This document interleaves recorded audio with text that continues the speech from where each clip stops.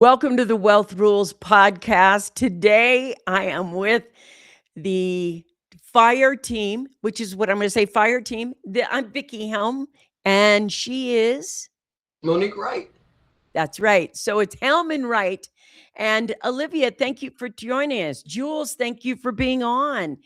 And I just wanted to say, I'm actually really thrilled today because we did our book release. Is it 48 hours ago now? 2 days ago? Yeah, around 48 hours. Yeah. And we are the number one new release. We made the Amazon bestseller list. And we're pretty excited about that. But we want to thank everybody who was involved in getting us there because getting us there is, a gift that everybody gives us by spending a dollar with us and or picking up a copy of a book. And we just want to say thank you because nobody wins alone. It's not like you're an island and you win. It takes a team to help you win. So, um there I have a slow browser, it says, and I'm just going to dismiss this right now. So today what I want to talk about is, have you guys noticed we're talking about the hidden rules today, but we're also noticing the biggest part of the hidden rules has a lot to do with information that is being manipulated, withheld, Yes. read, you know what I mean? It's been like, if I look at it right now, I see the market at 50,000. Hey, Lisa, nice to see you on. I see the market at 50,000, Hmm. but I see all these other cracks in the veneer. I mean, have you seen that too? Absolutely. And it's a question in my mind as to how it's happening and why Hmm. it's happening. That's not the norm. They don't, it's not a coincidence to me that right now we have a war going on and we have energy prices soaring. The private market sector has a lot of problems right now, but the Yeah. public market is doing great. It's soaring. Yes, and I, that seems to be the thing. I mean, if we take a look at everything that's happening, the market's over 50, it's there. But the bond markets are about to break. And I mean, yes. not just the bond markets in America, everywhere around the world. And they're de-dollarizing at a rate that people aren't paying attention to. So there's all this de-dollarization. And do you notice how nobody's really talking about the war? And Lisa said, "Hi, ladies." Hi, Lisa. Anyway, so everybody's not talking about the war, although there was some attack. There is more weather news and accident news. The news that about in Washington, the plant that blew up, and in California, that plastic plant that has Mhm. this chemical leak that's going out. Right. But we're not saying anything about what's happening overseas. Then there's the conversations about the storms we're having because right now the storms are pretty heavy. But the things that actually affect people that are, important for them to know, we're not hearing about really. And if you're not paying attention or digging yourself, it's kind of like you have to dig for the news now. And of Right. course, you could ask Claude or Chat GPT. Hmm. And it was interesting because I can you share the story you told me this morning about Oh, absolutely. your About ChatGPT. yeah, yeah, yeah, yeah. So I can't remember, maybe a month back, ChatGPT and Claude were going back and forth in the communities. Were saying, "Hey, drop ChatGPT because Claude is saying, no to the government." It was big news on social media. I Well, remember I that. wanted to know exactly what was happening. Maybe what the news wasn't sharing, what was the public unaware of, or what were the main details that we just all needed to know. And when I went into ChatGPT and asked, it said that it could not answer those questions. It can answer other questions, but it couldn't answer those questions. And so I'm gonna do a screenshot and share it on Substack. But I found that to be odd. That even ChatGPT was almost like censored. It's going to give Yeah. you the answers that it can give you, but then I look at the news and now I'm seeing maybe why the war is not being talked about as much as it was. It's not. It's not being broadcast. The energy even the markets, everything Mhm. at a hush Yeah. right now. It's so interesting too because sometimes when I really wanna know something that is happening in the world and what everybody thinks, I do the around the world news. So I start in the United States and I listen to CNN and Fox, and I listen to NBC, and I get everybody's perspective, Right. CBS, everything. Hmm. And then I go to the BBC, and then I start with all the European news to see what they see. And then I go to Australia and see what they see, like Sky News or whatever is there. Then I go to Al Jazeera Hmm. because Al Jazeera is, I want to get perspective of Yeah. what's happening. Yes. And the perspective of what's happening is details and facts are being left for opinion and sensationalism sometimes. Hmm. And so, they love to get us in a fearful state, but Yes. not in a discerning state. Because if we had discernment and we could see what was happening, maybe we'd make different choices or things like that. So I want to give you one perspective. Around the world, everybody is worried about all these AI plants that are being made. They're raising, water and issues of a cost and inflationary energy that is happening. And yet, I just saw a and this is the thing with the stock market right now. The stock market has a lot of people who are invested in what they call the Magnificent Seven, which are all the energy companies and Yes. AI companies that are building these, data centers. So people have flooded in to buy these data centers.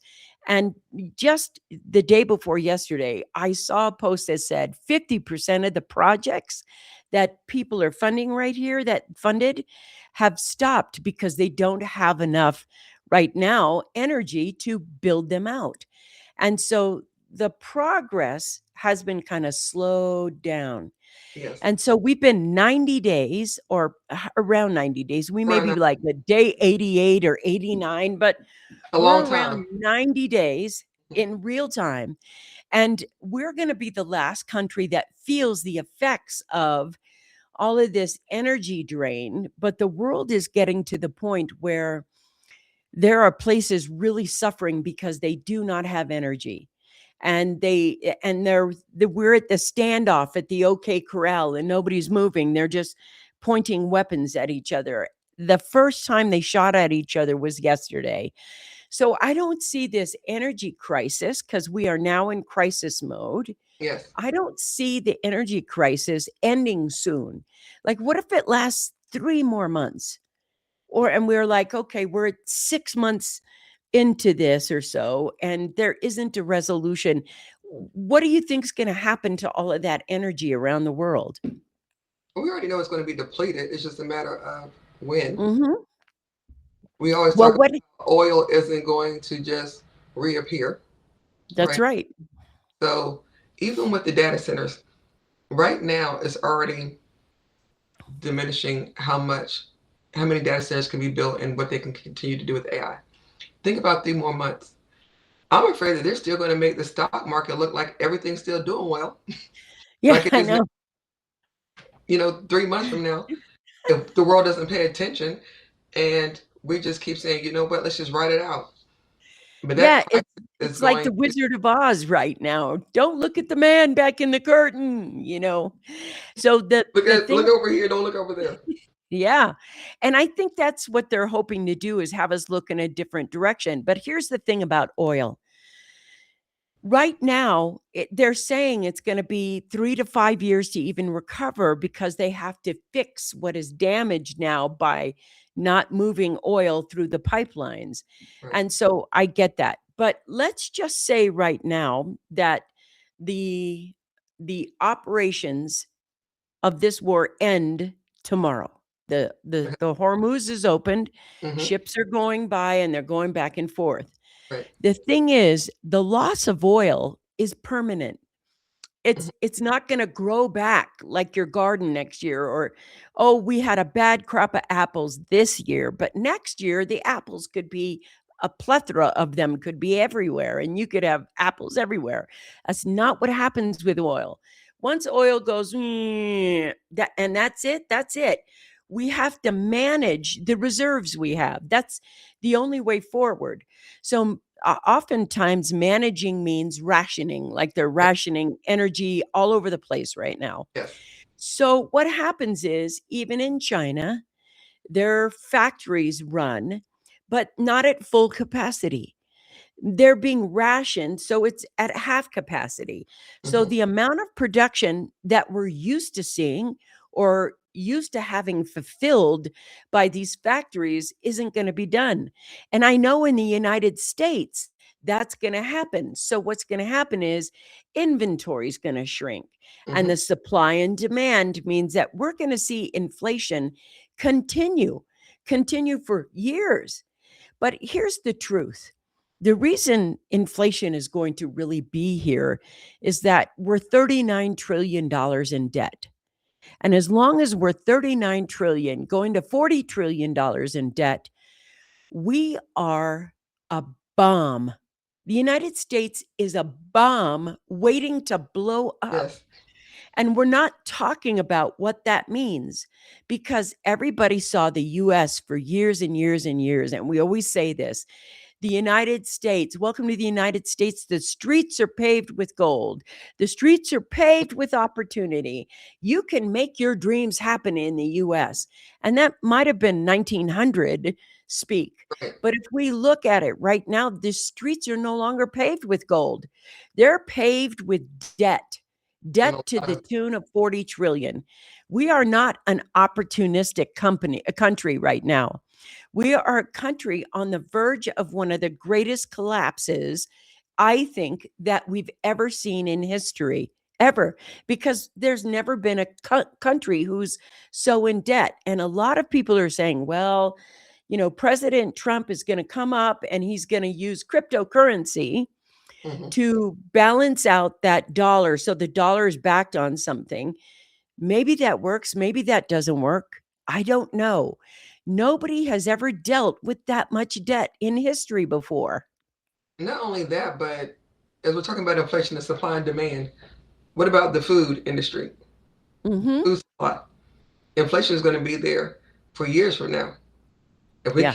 If we can't have enough harvest now, think about next Yeah. year Yeah. and the year after that. I mean, we're going to be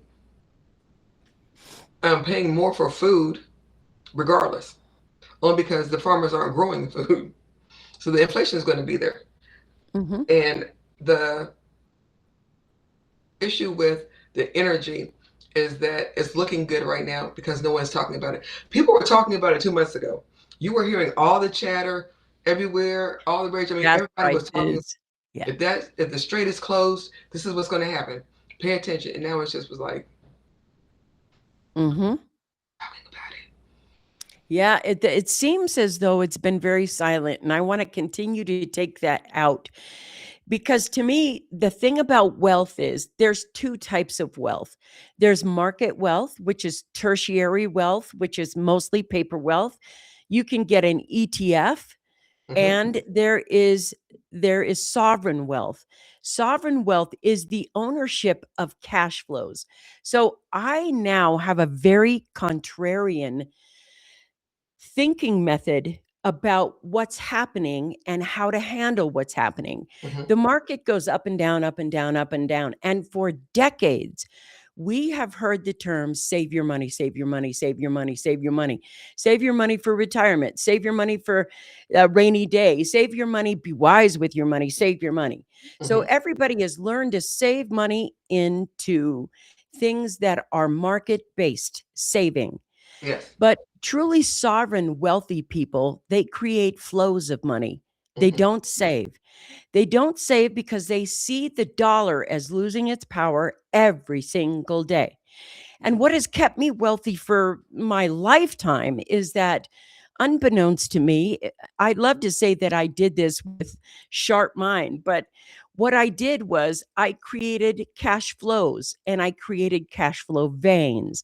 Mhm. I do not believe in passive income. There is no such thing as passive income. There is always income that needs to be stewarded. And if you steward your wealth, I don't believe in owning tertiary wealth. I believe in owning asset wealth, and I like hard wealth. I Mhm. like commodities over the market any day of the week. And one of the things that has happened for me is that, unbeknownst to me, I've created cash flows in a way that I always have cash coming in. It's just coming in, coming in, coming in. And I turn that cash into another flow. I don't turn that cash into the market because the market is permission based. Every time that you go to the market and you use an advisor, a planner, an analyst, they need your money in Mhm. order to make them money. They have to have investors. Yes. So they're building a book of business. I know this because I did this part at first too. Mhm. And when you build the book of business over time, you make fees, income fees from the management of this money here. Mhm. And usually between the person and you is a big company like Vanguard or Citigroup or whatever. And you're selling products from these big companies here, and you go back and forth selling products to people. So really, you're just getting them involved in tertiary wealth. Well, I didn't like that. And I switched over to sovereign wealth, which is something I learned from my dad, which we explained before, but really quick, he made his money illegally. And that was where I learned some things about wealth that were because he couldn't participate in this market. Mhm. So I turned these things into legal things. And suddenly I realized they told us to save money. But what if the action of wealth is to create flows of money? Right. And that flows of money is very interesting because they can last. The flows of money, there are, I call them cash flow veins. I don't call them get a cash flowing business. When Right. somebody says that, what does that mean? Mhm. So a cash flow vein is where business goes to naturally. Yeah, there's no advertising. So for example, everything baby, baby clothing, baby diapers, baby wear, baby toys, baby books, all the children's books. Not a lot of people are going, buy this book. Every month, the parents are going, well, we read that book 1,000 times. Let me go Yeah. get this new book so we can read to our kids. They're natural cash flow veins where there's very little advertising. And when I found the cash flow veins, as soon as I created the cash flow vein, there's always cash flow. So let me give you an example. I know that my client loves to read. You know that KYC, they always say, know your client. My Yes. client loves to read, Mhm. and they're the kind of person who likes to read 2, 3 books a month. And Mhm. so the 2 or 3 books a month, if I write one book, then I only have one little tiny cash flow. There it is, one book. But I just wrote my 48th book with Monique, where 48th book went number 1. And I have every single month that money that flips in from the book sales. And that money that has come in from those book sales, I have invested and turned around and put it into other cash flow veins, etc. Mhm. So I don't take on any debt to in order to leverage those cash flows. I know a lot of other people do. But if you're broke and you're trying to climb out, you can climb out now because there's this AI and all the other tools. And if you're rich and you're trying to figure out, do I buy some art? Do I buy a car? Do Mhm. I buy another private equity deal? Do I buy another whatever? I'm like, what do you own and control?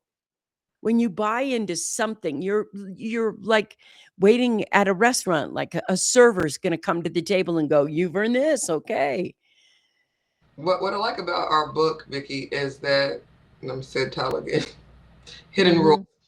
is that a lot of people haven't been taught. We've always been taught to save. We haven't been taught anything different. but we always knew that there was something else out there.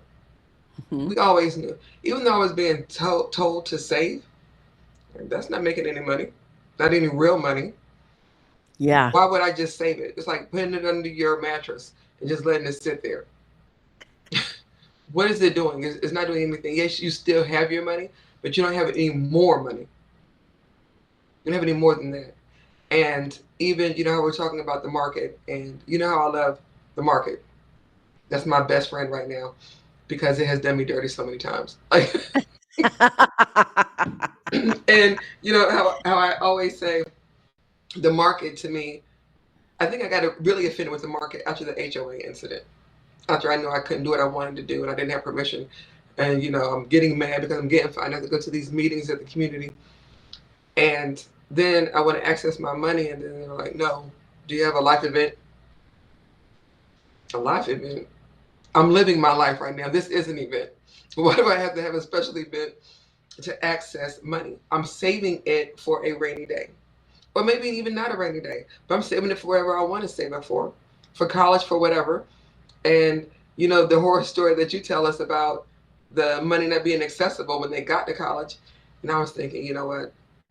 A lot of people just do not know how to navigate beyond the Yeah. average savings plan, beyond the average, 401k.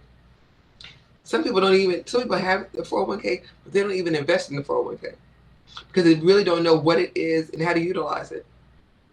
Like I had, thank God, someone that was teaching us and working with us, and then I was reading books all the time anyway. So I'm like, how can I leverage my 401k and get the most out of it? How can I get fat, fired, and retire early? But some people don't even know the questions to ask and how to dig and do the research for that. So Yeah. your savings is just like you're just saving your 401k, you're just saving your money in the bank, but you're not saving and buying assets and commodities that can appreciate over time. You're just waiting for it to grow in a regular account. And it's like no one is teaching that.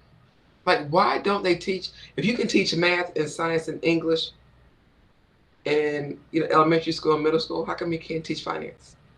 They understand it. Yeah. Yeah. They're smart enough to learn it. They're really smart enough to learn it. It's true. It's so interesting to see how we're talking about how information is left out. Mhm, If somebody came to you and said, there is two markets, really, there's the sovereign wealth market and there is the tertiary wealth market, it might be that we would be more thriving and we would say, well, I have enough of this. I can experiment with a little bit of this, etc. mhm, But what happens when you have two markets is you really learn only this. This somehow is some big secret of how the wealthy are getting wealthy and how the rich get richer, but the poor get poorer. And it goes on and on and on. And it is not just us that has said this. right. Grant Cardone, he can't stand the market. He hates it. And Mm, he says truly wealthy people don't invest in the market. And I'm like, wow, that's really true. What do they invest in? They invest in hard producing assets. And it's the same with Robert Kiyosaki. Even in his cash flow quadrant, you move over here to here, here to here. Here's the next one. The next one in there, he's like, you go from earning time to having a business, and you go from this to investor. Okay, but what's the investor? You're going from market investor to business investor. You're building that up. He can't stand the market either. He tells everybody, don't do that. mhm. There are so many people right now who are shouting out information that we're only getting online after we do the search that is not in the news. The biggest one, I think, is the farmers from all over the world. And I mean that not just the Netherlands or Canada, all Globally. over the world. They've gotten online and Mhm, they've said, and go search yourself, go farmers online talking about food and what it's going to be. And there's some that are like, hi, I'm Farmer John. I live in blah, blah, blah. I don't do YouTube. I don't talk. I've never been on YouTube. He's a farmer and he's aged and he'll go, we want to let you know that you need to grow your own food right now. And the at-risk person, Stephen Bartlett, who does Diary of a CEO, had him on. And if you haven't been on DOAC, which is DOAC, DOAC, Mhm. I would go there and I would subscribe. The guy's brilliant and he brings on the best guests. So he Agree. brought in this at-risk, global at-risk person, and they've been saying to the public, we have enough fertilizer to grow enough food for 2 billion people out of 8 billion. So the warnings are out that the farmers, the everybody's saying it. Nobody's covering it on the news. Do Yeah, you think it's an important thing for them to know, my gosh, we only have enough fertilizer for 2 billion people out of 8 billion? It's like, that is so shouldn't you important. know that? I mean, that is a need to know for everyone. Yes. So when we're looking at our market, when we're looking at the market, the market's really being held up by companies that are the Magnificent Seven. There are other companies doing well. The S&P 500 is just smoking it. It's so good. Mhm. And things are hot right now. And nobody's telling them, oh, by the way, while you're investing in these AI things, only half of them are going to be built right now. It might even be less. We have these energy crises that are going to affect your quality of life, and we have this K-shaped economy that is absolutely wreaking havoc on some people who are losing their jobs. Now, here's the biggest thing for me. What's interesting for me is it's about women to me. So Yeah. here's what I know, meaning I know that the largest part of the wealth transfer that is currently happening around the world is about $124 trillion that women are going to gain and inherit. Mhm. And I also know that there has been a huge focus on women to invest in the market, become a CFP, do anything else. 71% of the market investors are women. And that means only 29% are men. So, why is it that they have that 71% focus on women? Well, in the United States, that 124 trillion, you have AI, you can go ask the questions and find out the data too. I'm just Mhm. sharing with you. The United States is going to inherit the largest chunk of that 124 trillion. And I think it was like, I'm not sure if it's 46 or 86 trillion. That's a big number. But they already know that money is coming to women. So if I can go to AI and find that out, do you think Vanguard can do that? Do you think Citibank can do that? Do you think any of these companies can find out who's going to end up with the biggest portion? And they're Absolutely. going to make women feel smart as investors and look at your money growing, especially right now. It's Mhm. skyrocketing right here. And, cryptos are down. These are don't do this, go over here. It's safer, better, etc. 71% of the women, where do you think they're going to save their money, protect their money, or attempt to grow their money, while only the growth of the market is flat outside of the Magnificent Seven? In fact, some of them are dying, but it's Mhm. relatively just flat. So I look at it and I think to myself, okay, so they know, we know. Mhm. And the reason I get on to tell you that is because I think there are stronger ways to invest your money. I don't like gold to ETFs. I like numismatic gold, and I bought it for years. And I like to own the gold, to have the gold. And I like other options that allow me to have cash flows instead of saving. What if saving wasn't the correct idea? If your dollar loses power every day because it's debt, aren't you losing money every day saving? Every day you save, are you losing money? If you create another cash flow where money flows through and you're buying another asset that creates that cash flow and continues to flow money versus save money. Hmm. I know that a lot of people are, Vickie, especially women. Yeah.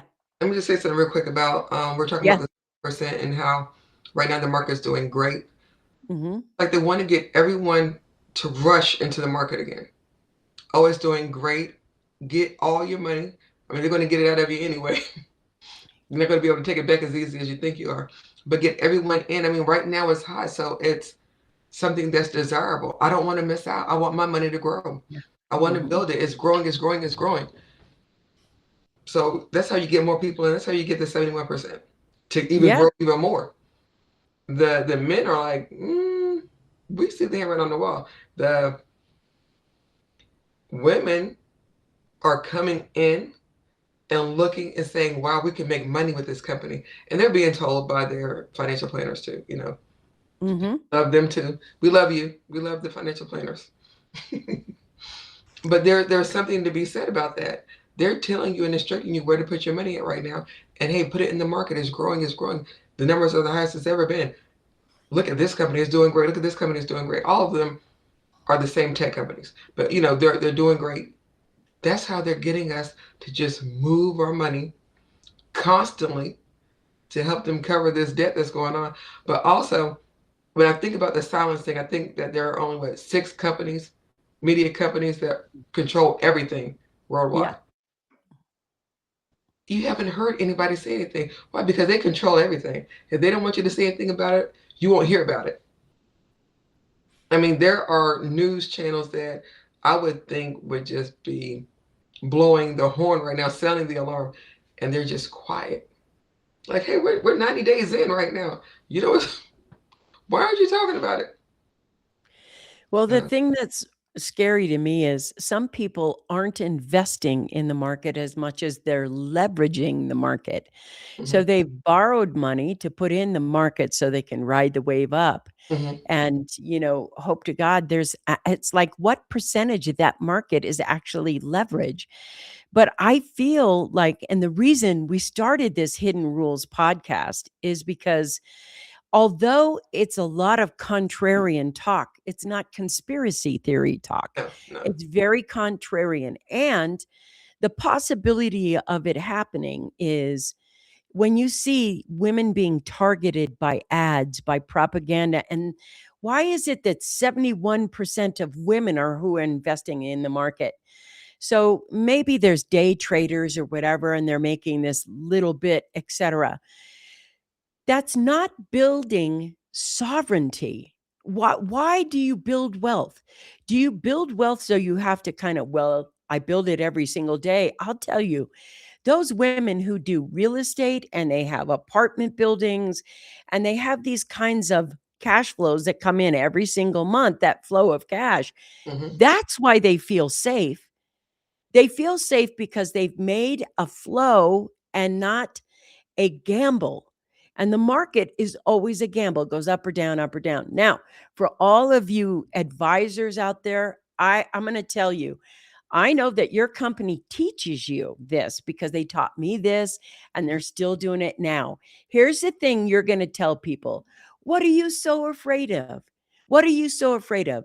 The last three times that the market went down, 2020, 2021, somewhere around that, 2018, tw- 2020, 2018, and 2021. Those are the last 3 days. But all the other days, all the things were all rising. You were making money. There was only three times the market fell. Right. And that's what they tell you. So, what are you afraid of? Here's what I'm afraid of. I'll tell you exactly what I'm Hmm. afraid of: Please do. access. Yes. Access to your money. So, Hmm. okay, I'm going to tell you the story again. My daughter goes ahead. We're getting her into college. We all have the 529 plans. Hmm. We get to apply, and we've been every little cash dollar because the grandparents get crazy every time they see the kids. They're like, "Here's $10. Here's $5. Happy birthday. There's $80." And you're like, "She's 4 years old. $80 is like, what are you doing?" Right. So you put that in the 529 plan for them completely Hmm. in there. And when it's time to get it out, There is all these hoops that you have to go through. Whew. There's all these things that you don't even have to do. Do you guys even know that getting your money out when it's due is not easy? So I will tell you that my daughter is in her mid 30s, and we have gone through the process 5 times of trying to get her money out, and I don't wanna name the Mm, company this is from, right. but I'm gonna go over here and say, this is what we did. For the 5th time, the entire Mm, college fund has shrunk over years and years. Fees of paying you advisors for them, no help. We have to go find a medallion signature. So everybody with a 529 plan right now, be prepared to find someone who can do a medallion signature with you. Oh, at your local bank. Well, it's not as easy as you think. And then filling out all the paperwork all over again oh my to goodness. extract that money out. Now, second thing, what are you afraid of? What are you afraid of? Great. I'll tell you what I'm afraid of. Another big top 10 company, not going to mention the names. I wish I did. But unfortunately, Hmm. I went in because she asked me to look at the annuity contract that she had. She had built a staffing company. The staffing company they had sold, she had a partner. They both got 12 million, walked away with a great deal. Hmm. She bought a house with a big chunk of land, maybe 10 acres, 12 acres, something like Hmm. that. And then she wanted to take the other piece of it and say, you know what, pay me per month. And then when I die, I want all of it to go to my kids. And they were like, yes, yes, yes, yes, yes. And so you think that you could trust the contract to come back as agreed. And I think it's Hmm. so sad that she signed it without having an attorney look at it, because it made the beneficiary the big company. So when she died, whatever was left was going to her children. It wasn't going to her children. It went to the company. And there was nothing I Hmm. can do. So these are just thousands and thousands and thousands of, oh, what are you worried about? So imagine all the people who invested in those big Fannie Mae and Freddie Mac and went through the 2008.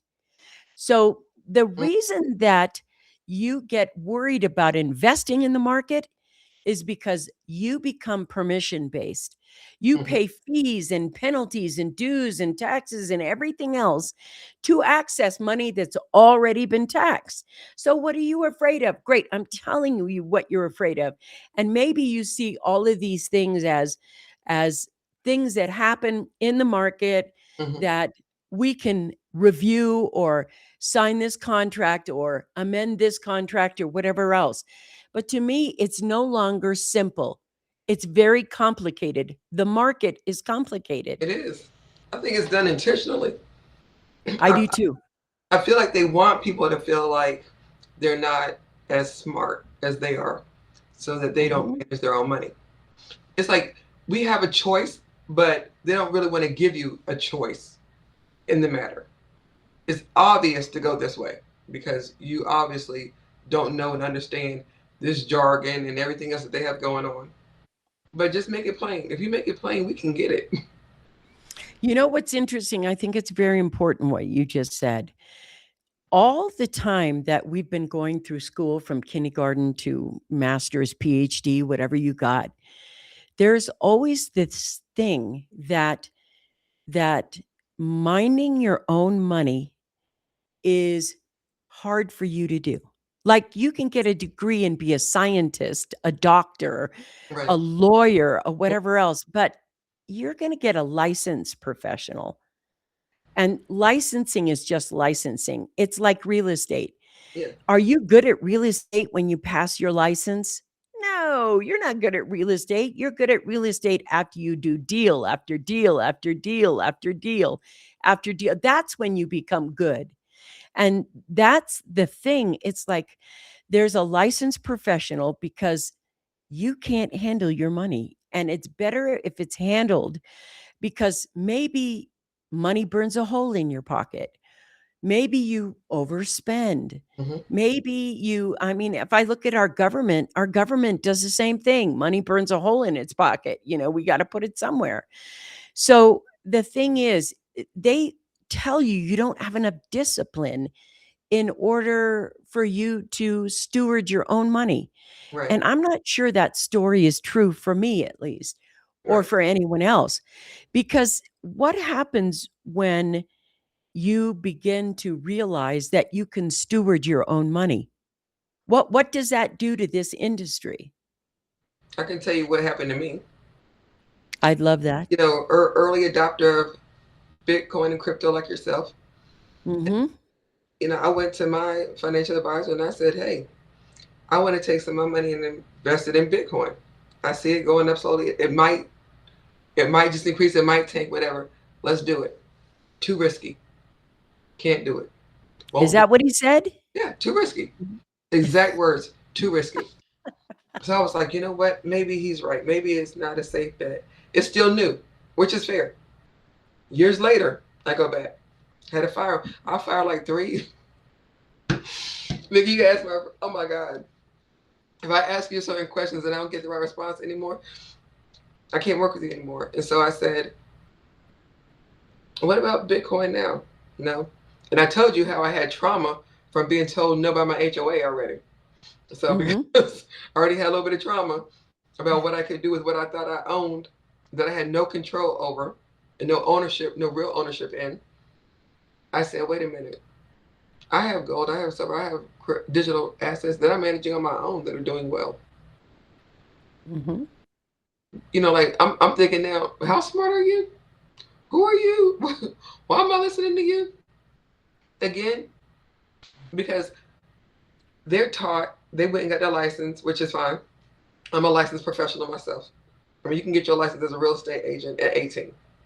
Mhm. You know, you don't have to go to college and go for years and years and years. A lot of people go to college and then they realize, you know what, I want to pivot. But when he kept saying it's too risky and no, and this market, investing here is safer, I'm just like, man, I can't do what I want to with my own money. This sucks. I'm managing the money that I'm managing is growing.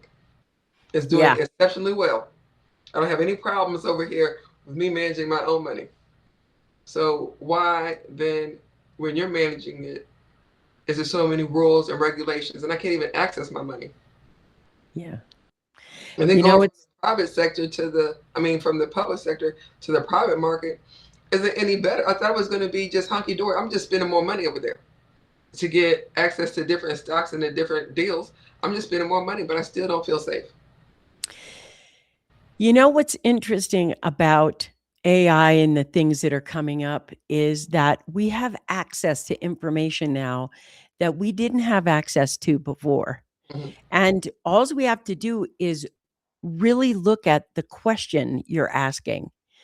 And the questions you're asking, financial tools are they're flipping. We have agents now who are the AI agents that are going to come in, and you're going to give it a sum of money and it's going to make the trades for you in a way that is going to be faster and more beneficial in the markets anyway. And I'm more of a solid wealth person, meaning I don't want to outsource my wealth or my wealth thoughts, even if AI can do it better.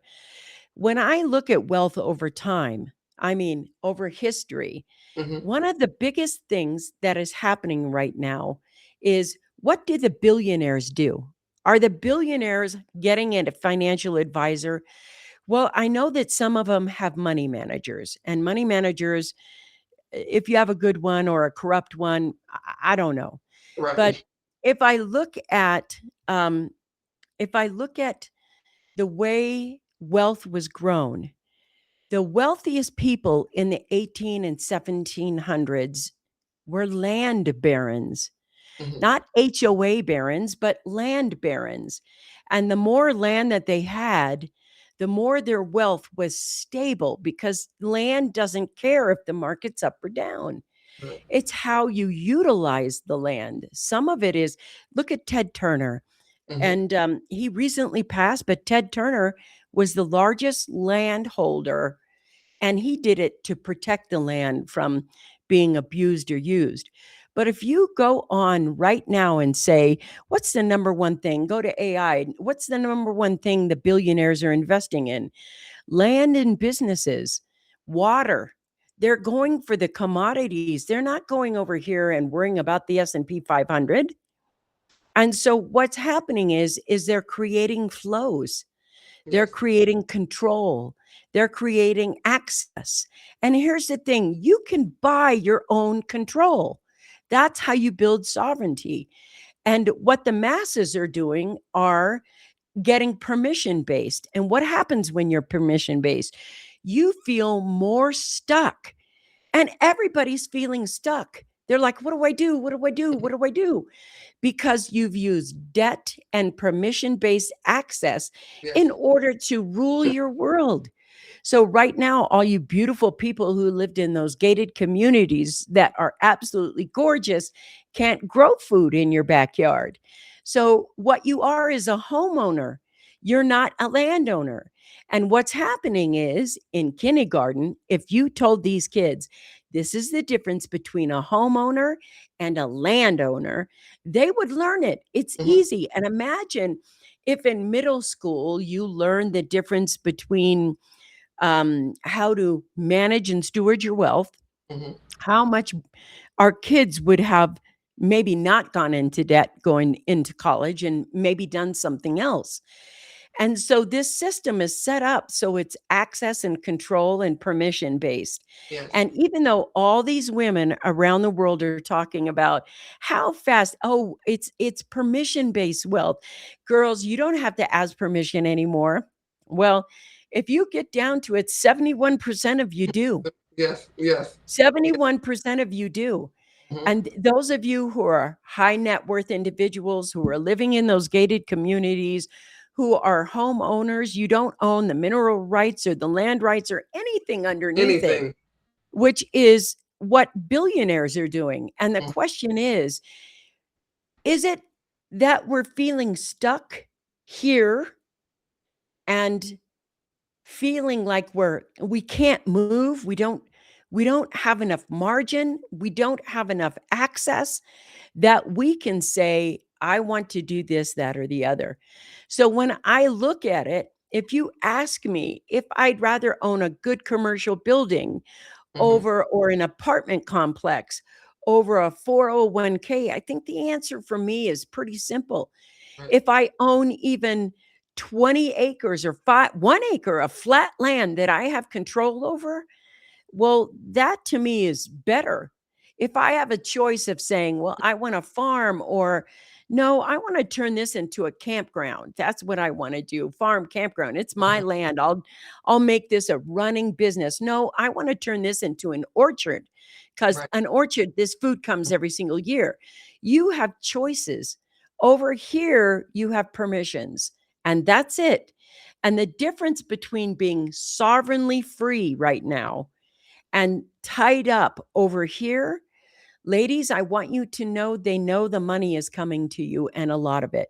So if you want to find out more of it, you can, one, subscribe to this channel, this podcast, because we're going to be telling you about it over and over and over again. What I've done in my lifetime is watch my dad, who made his money illegally, and I wasn't proud of that at all. Um, but what happened is he would get cash. There was a lot of cash, and he Hmm. had to take the cash and put it in a bank. And then he couldn't invest it in the markets, because then the markets, the tax man would be like, how did you get this house? How did you get this, thing? So he became the silent partner on a lot of businesses that were assets. Like he owned a portion of a credit union. We invested in things like, the silent partner would. Hmm. This restaurant, he would fund it, but he'd be the silent partner. He never had to work. He was the investor silent partner, Hmm. and he would collect his money on the back end all quietly.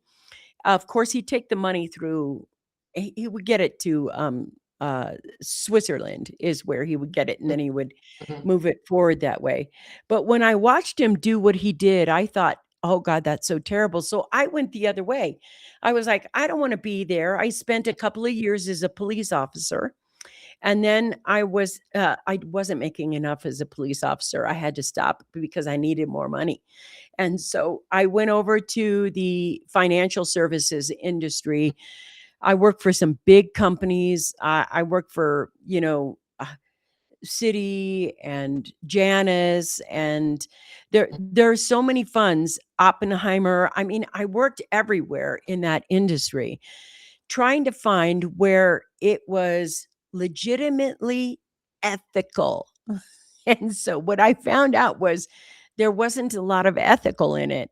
Right. And I realized that this was as corrupt as I thought my dad was, and my dad wasn't actually corrupt. How he made his money was corrupt. What Mhm. he did with his money was smart. Right. So I flipped the other way and I made this, and it's been stable ever since. Vicki, I don't think, and I want to share this with the audience, I don't think that a lot of people are comfortable right now in the market. I think that the market is doing good, but when I go to Reddit and I go to other platforms, you can see the search about wealth, about what's going on with the stock market, what is going on with retirement optionality. What is Mhm. You see it everywhere. And hey, what is your financial advisor saying? What's going on here? Why am I going to Reddit or anywhere online versus calling my CPA? That's the Interesting. problem. It's because they don't feel safe. All these different platforms right now are just buzzing. And I think it's because, one, we have put ourselves in these housing communities. Our kids go to certain private schools. We have adopted a Yeah. certain lifestyle where we were just ushered into being into a permission-based lifestyle. We didn't stop and think about it. We were just doing what everybody else did. It was the status quo, it was the norm. And if you arrive at this level, do this. You become a high earner, do this. This is the next step. Your family moves out of the old house, you get into a new house. Your family moves from from public school to private school. Your family gets another car or two or three, whatever the case may be. But you start doing that, you start getting habit, you start getting into debt, and now you're wondering, okay, what's happening? Even though I see the market going up, I know I can't access the money. Mhm. So how am I going to close that margin with energy, with food, with my lifestyle, with credit interest rates going up on my debt? How am I going to close that? So everybody's like, when you go online right now, it's how are you getting your money out? How can I take my money out? How can I use it? What's the cheat code? AI isn't even telling you how to get it out. Yeah. I isn't even telling you how to build sovereign wealth. And if AI does tell you, they're not telling you the mindset shift. They're like, okay, Yes. step, do this. And it's like, that doesn't even make any sense. How am I going to do that? They always tell you to get like a trust, right? And then don't even tell you how to build it up or anything. You're just supposed to just know. Or, do what the billionaires are doing and, get more private equity. And, SpaceX stock is about to happen. And you're like, wow, now I got to invest 20,000 because you can't get it at 5 or 6. You can't go into the private market like you can the public market. So if it goes kaboom or if it doesn't, I mean, it's just like so many people are online right now. That's what I wanted to say. That I know people don't feel safe. Yeah. People like me, like right now, I go to bed and I sleep like a baby. Before I wasn't sleeping at all. Now I know, hey, my food is growing in my garden. My farm is popping over here. I'm about to move. My life is, I have peace. I have peace because I have assets. And no Yeah. matter what happens, they can't take that from me. Now I have to ask permission for it. Before I was like, what am I going to do? How am I going to access that? I'm too smart for this. I'm too smart to be sitting here not knowing what I'm going to do and how I'm going to do it. And if AI is coming for jobs and taking leverage away, how am I going to access the leverage? Everyone is saying get a certification, but now everybody knows to get a certification. Like, what's going to Yeah. set you apart for real? What's going to create that cushion and give you your money back? Sovereign wealth. That's going to give you a peace of mind back. It does. It does. That was beautifully said. It was beautifully said. You know what's interesting is that I think we were sold Mhm. maybe propaganda in it, but we were sold the set it and forget it wealth. Like, okay, I have a 401k and my company matches 25%. Mhm. And that's everybody will tell you that's free money. Take advantage of the free money. And so you're like, okay, I'll take advantage of the free money. And you start putting So away into your they 401k. I'm sorry, say so again. they can tax you more on your free money. The more money they have, the more they can pull the taxes out of. Yeah. So what happens for me is that there's a change in the guard that's happening, and most of it is going to be done by technology or AI or things like that. And right now, we are sold that we need to outsource our capabilities to someone else. And maybe they're looking at you like some people do. They have shopaholism. And Mhm. if they don't have somebody taking the money out every single month, that money is spent on shopping. And I can see where, people are like, well, the money burns a hole in my pocket. That's fine. I can see that you need help getting money that isn't, is going to be not burning a hole. So a lot of people say, well, here's your IRA. If Mhm. you put the money here, it's not burning a hole in your pocket. There you go. And I'm like, okay, but now you're in charge of my money. That doesn't make sense to me. So if you're the person who's like, money is burning a hole in my pocket, then what you need to do is just change the thing you buy. Mhm. Instead of buying that new purse that you need because you want to be fitting in, buy Mhm. that round of gold. Go ahead and invest that into something that's silver, and hold that asset that you have control of. And instead of being able to say, okay, I'm not good with money, what you need to be able to do is figure out how to save that money safely. Yes. So, like, don't have the gold under your mattress. Don't have it in the house. Shut up and don't tell anybody Mhm. what you have, what you own, etc. You know that, what is that? You need the millionaire next door look. Mhm. And the reason money burns a hole in your pocket and you continually do that is because it gives you a feeling of relief. Mhm. It gives you a feeling of self-esteem. It gives you a feeling So of belonging. And as long as you need that feeling of belonging and fitting in, like you did in high school, mom, I have to have those tennis shoes because everybody else is wearing them and I'll look cool and be cool if I have those tennis shoes. You're still doing it as an adult. I mhm. got to go get this red bottom shoes right now because everybody's got to know I'm not just a woman, I'm a power woman. Vickie, stop stepping on my toes. You know it's still fresh. It's still fresh. I mean, I would say to myself, you just bought X, Y, and Z. You just bought an asset. You just bought a property. I buy gold and digital all the time. You just put extra money in there. Now you deserve to go shopping. It was that dopamine hit. And I promise me, I'm telling you, you need to do like a social media cleanse. If that is Yeah. your thing, you have to do a social media cleanse. Like you got to step back. And sometimes you just don't have to buy anything at all. Like I just had Mhm. to stop and just say, you know what? For 3 days, no online shopping, no in-person shopping, no nothing. No even don't even go out to eat. Just don't spend anything. I had to re-regulate my mind and my body. But the shoes and the handbags, and I'm thinking, Vickie, they tell you, handbags have um, like over time, right? They Resale value. yeah, resale value. So you really can't carry them. Like you want them in mint condition, like you do a baby doll or something. Still in the box. Like I have a Barbie doll from 1960. If I can't carry the bag and nobody can see the bag, why did I buy the bag? So now I'm buying the bag, carrying the bag. So now it doesn't have the resale value that you're supposed to be buying it for. Everybody's like, no, buy the new Chanel, hold it. I'm not buying a new Chanel and holding it. I'm buying it and I'm carrying it. I'm walking around the mall with it. Like I'm Mhm. I'm going to games. sporting events with my bag. And it just had to be something that I had to say, no more, no more. You got to. And when I would see somebody with their red bottoms on, I would go, holding my pearls, like, get it together. But I mean, eventually you're okay. But You you know, have to do that. You've got to buy something different. yeah. And women have to perform wealth in a way that men don't, meaning if a woman is a real estate agent, a financial planner, she has to look wealthy.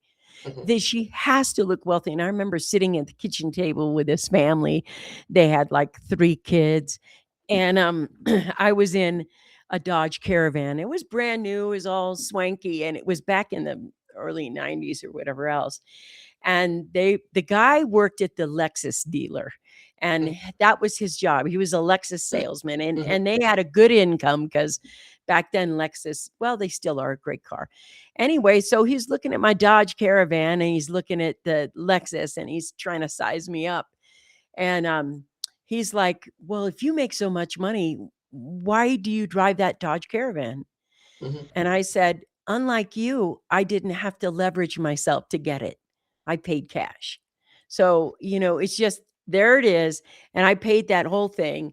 And so I'm like, I bet you don't even have $22,000 saved up. So I have enough saved up that I could go to the thing. And what I want is I just want to pay it and get it. Yes. So I'm not out there getting the 85,000 or the $100,000 vehicle or whatever, Hmm. but I'm now free because I built the sovereign wealth way. And I understand that women in this industry, in order to look trustworthy, have Yes. to Hmm. perform wealth. Yes. And in the wealth game, to look trustworthy, you have to have Land Rovers, Benzes, and everything else that says I'm Absolutely. wealthy. And Absolutely. most of you are just barely breathing, keeping up with the job you have to close as many people to make that build that book of business. And I just want to say there are easier ways to get wealthy than that plan.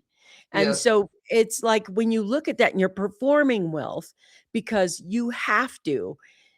I remember myself, the stress I felt when I had a bad month and I didn't close as many people or I couldn't find as many, or when the real estate market goes down and all the realtors are like, "Where are the buyers? Where are the buyers?" Yeah.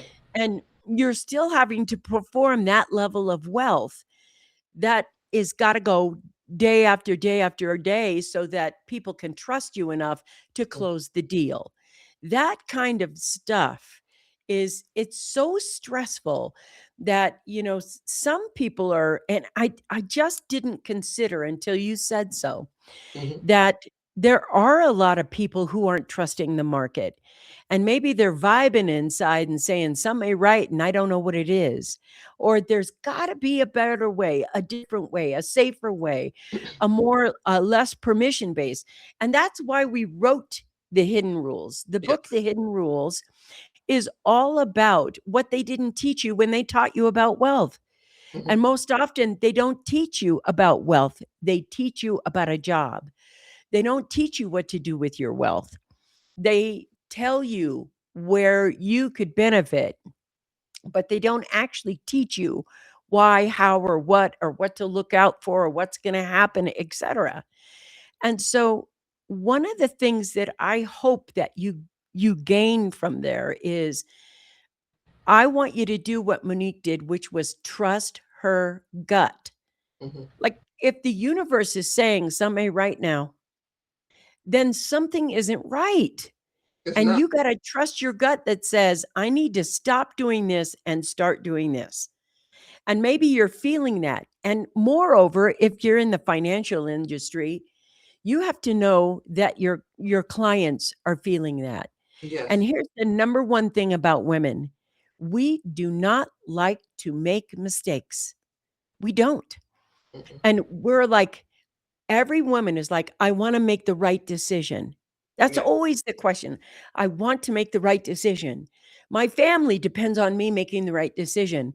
And the wrong thing, like if you lose money and you're a woman, you are, oh my God, you beat yourself up. You say your inner critic comes out and says, you're a loser, you're this, you shouldn't even that. And a guy come out and like, well, honey, I lost just $50,000, but I'm going to make it up in a month. They don't even sweat it. Yeah, they don't care. It's like, it's very much a woman's thing. When I was online, right, when I was frantic about my money, I already know there aren't any high earners that are going to go to Facebook, Instagram, Twitter, TikTok, or anywhere else and put their name out there. That's They're right. not. Yep. Their jobs are too important. Their careers, they've got to look knowledgeable like they have it all together. But late at night, we were all on there together. No makeup, hair mess. At the end of the day, after we've settled down, looking for answers. No one was calling their CPA. Otherwise, manager, no one was doing that. And I know that they know that it's happening because I know that when I'm asking questions, they feel the pushback. Or I'll say, I was in Chat GPT or whatever. You were what? Like, don't use that. Don't use that. Just call me. Okay, well, I have a question for you. Now they got to go to AI for the answer.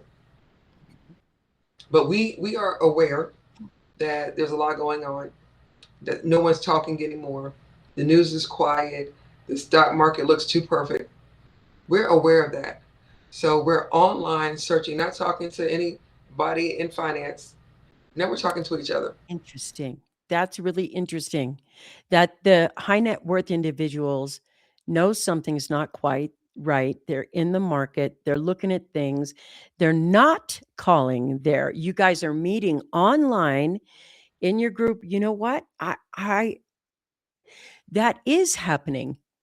That is happening because even I have a group of women where we're just at the end of the day, and you're not doing anything that's fundamentally, um, you just know something's not quite right. Everything has it's like there's key pieces of information that are missing.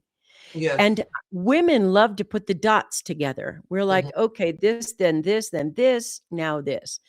It helps us feel discerning and safe about where we're putting our money and our interest, and you're so right. So one of the thing is, why are you guys gathering together? Why are you not talking to your advisors? And what is it that you're kind of looking for? One, I know that I was misinformed, right? Told you heavily invested in the market, retirement option. I mean, I was like, hey, I'm good. I can retire early. I'm just out here because I want to. Dude, you're a one-star market crash away from starting all over from the bottom. Mm-hmm. You are so heavily marketed. I mean, had a lot of digital as well. I'm just going to transparent. Yeah. Anybody knows me already knows that. So, but a lot of it was also market based. And Yeah. that kept me up at night because we were all in this community. We all were, lean fire, fat fire, which is financial independence, retire early. That's what the fire stands for.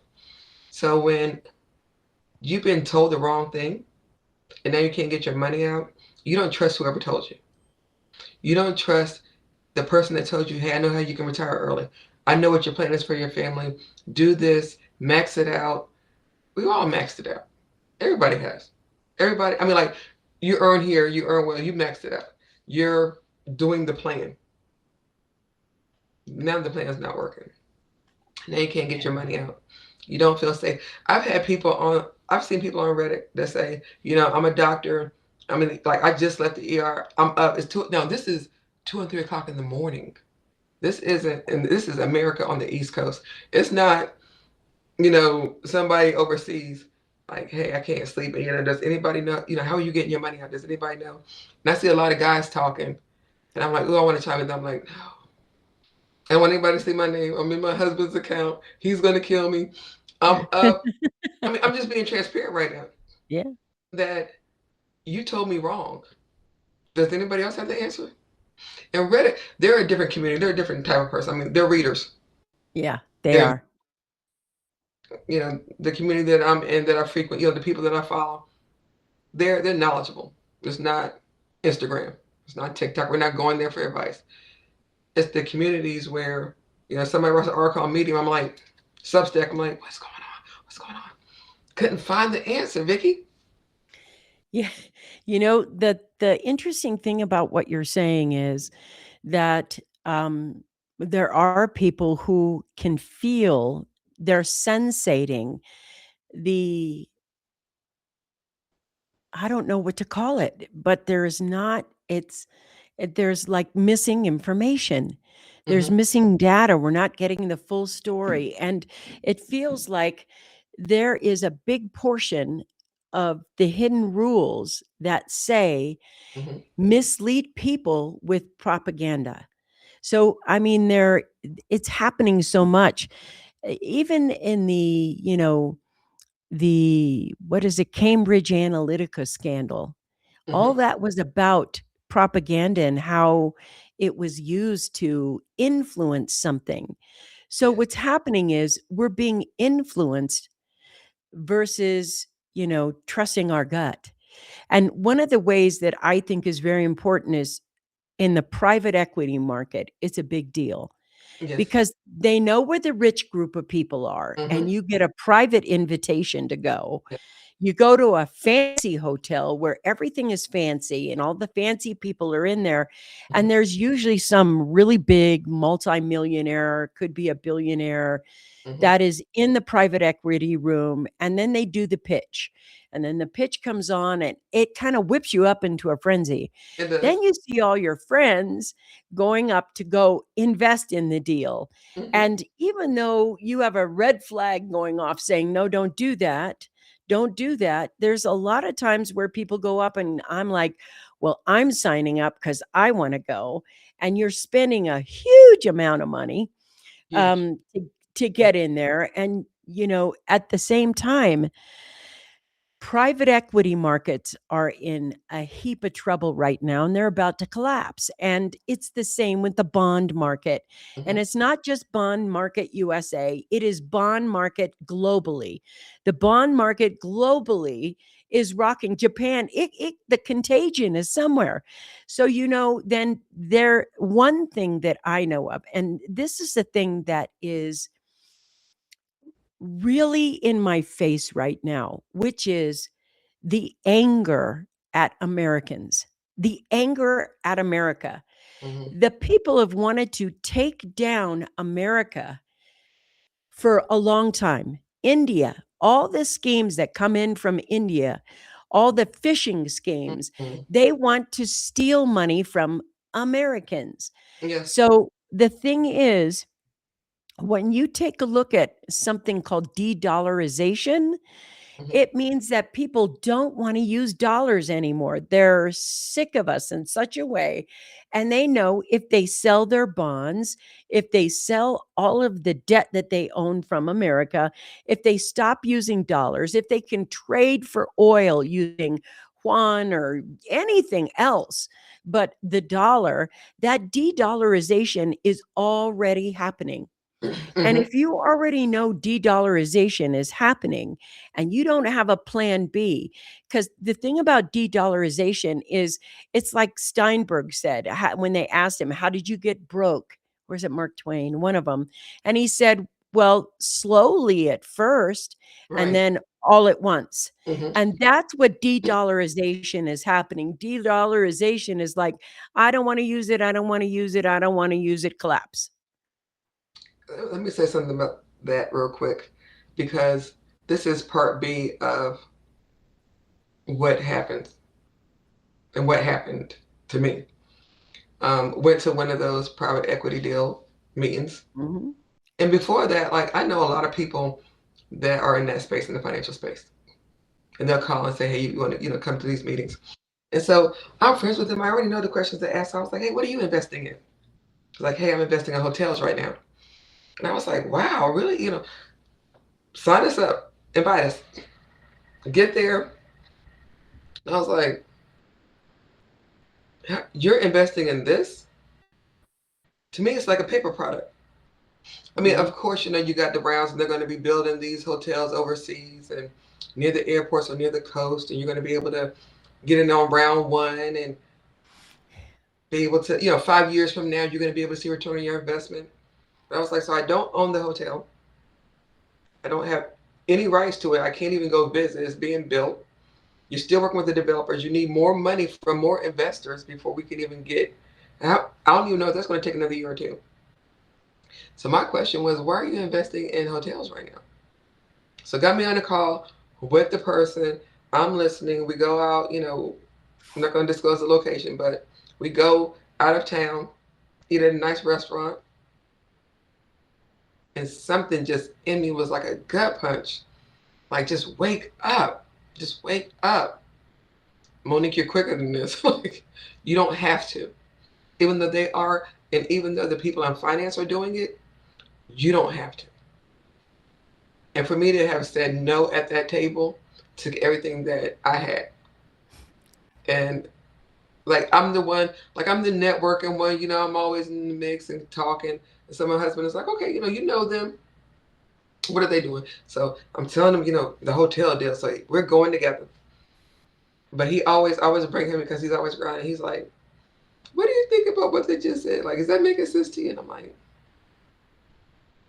you wanted $60,000 for this deal, but I don't know what I'm going to get a return on my investment if I do. Because at this point, it's high risk, high reward. So now I'm looking at the investors who are the financial investors doing the deals. I can't do these deals. Why are you even doing the deals? Maybe you don't even know. You're Yeah, asking us to come into these deals.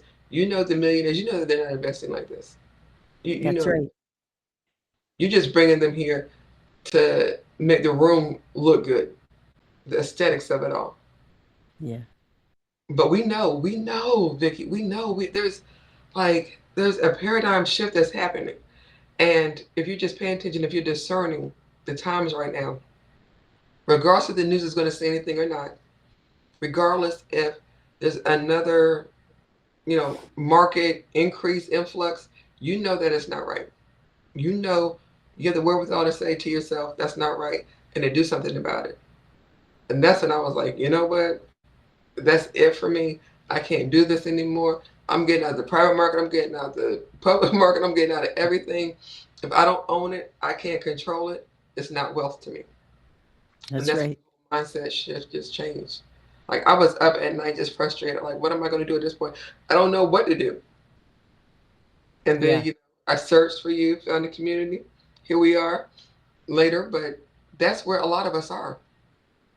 And I see it online all the time. I'm just like, hey, I understand your pain. I already know. Now I'm going to say, have you read the book Hidden Rules? Well, it's so They're readers. yeah, they are. It's so interesting because that's what the country club was made for.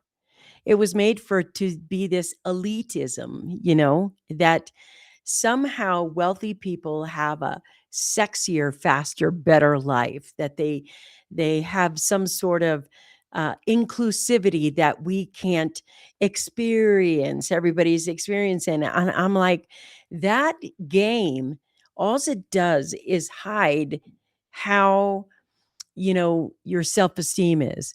So Hmm. you want to be around the best of the best on the best cruise with the best this, with the best that, with the Hmm. best the other. At the end of it, you have an experience. But one time somebody told me this, and I I uh I never forgot it. And they were like, those cruise vacations that everybody goes on. Hmm. I always like to buy the balconies or something when Yeah. I go. I Wait. haven't been in a long time because they're petri dishes now. But anyway, um, my friend was telling me, "Oh no, we always buy the cabin down below." And I was like, "Why?" And she goes, "How much time do you spend in your cabin when you're on a cruise?"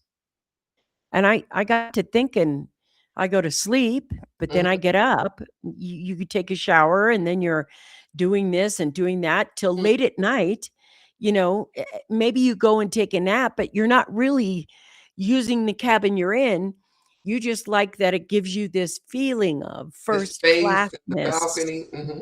Yeah, it's the first The classness of it. lounge, yes. Mm, Mhm, yeah, and it's like it's the same way, when they were on the Titanic, it didn't matter how rich you were, you all died in the water at the same time. So, the belief that this thing exists is something we go for, and the thing that bothered me about it is it wasn't about what I wanted. mhm, It's like when you start experiencing this, I want to feel like I belong. I want to feel like I'm, exclusive. I want to feel like how I feel when I pretend to drive a fancy, fancy car. mhm, I earned this. This is who I am. I want this lifestyle, blah, blah, blah. And to me, I'm like, that's not what I wanted. And mm, what did I want? I wanted for my whole family to have as much fun as we could have. mhm, So, what I look at is on a day where it's spontaneous and my whole family goes out to a really fancy restaurant and I can pick up the table with ease. mhm, Just here, here's the card, just do it. And they don't know. I always excuse myself and I go to the bathroom. mhm, mhm, But really, I go up to the hostess, take the table, and pay for it. And then I come back. And then they wait. They keep waiting for the bill to happen, and the bill doesn't happen. And then they know. And I love the feeling of being able to provide that experience for my friends, for my family, for whatever. I also like the experience of being able to I'll tell you what I did with my money. My consulting company that, I had probably about a decade ago used to rescue women from, situations that were domestic abuse, and what we did was we would hire them at the company, and it wasn't called Upwork, but it was Upwork back then, Fiverr and Upwork. Started with an O back in the day. I can't remember the name of it. It was long ago, but now they're called Upwork. okay, And we would hire women from places where they were being mistreated. mhm, And we were able, on Upwork, back then, you were able to tip someone up to 100% of the work they had done. And the money could sit there and grow and grow and grow and grow and grow without the husband ever finding out or the person who was mistreating them. And they could literally save enough money mhm, and get out of danger and not be found again. And in that time, over a period of time, we had 83 women that mhm, had been rescued over a period of time. And my team of people, we would make sure, et cetera. There were a whole bunch of things in place that we did for that. But there was something about doing that like my heart's still up in my throat. that's amazing, Vickie. And I remember somebody did a project we paid them $70 for, and she was in such bad shape, she needed to go to a hospital because of the abuse. So we sent her $70 more, which had her be able to do that. And she rescued her mom and her daughter and her, and they were out of the way. And so there's lots Mhm, of people who create these cash flows that do that yes, and not necessarily invest over here to feel good and or invest over here because you think it's smart, whatever that is. And I feel like tithing happens not just when we go to church. right, Tithing happens when you're in the world and you can do so many other things. mhm, The other thing I'm really passionate about is food forests. I buy and create hundreds of fruit trees every year. Every year, probably somewhere between the smallest is 100 to 350 fruit trees every single year in a community that I can place them in because the HOAs are already around. But the reason I do it is because wildlife is running out of food and we're not paying attention. Hmm. Our squirrels and our wildlife is there's just not enough food anymore. Hmm. So if you plant an apple tree in the wilderness, you are creating food for everything. If you plant a blueberry bush, and the way the Native Americans do it is that they look at a fruit tree and they're like, the low fruit is for the little animals like raccoons and all the skunks and everything else. The middle is for humanity. And then the top is for birds.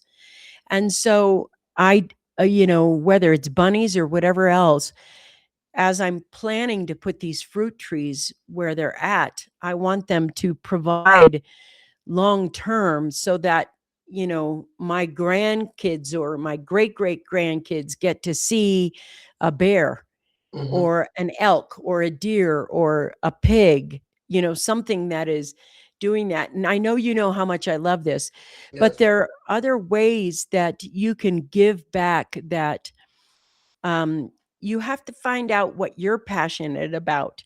And Hmm. over here, they're trying to sell you what they're passionate about.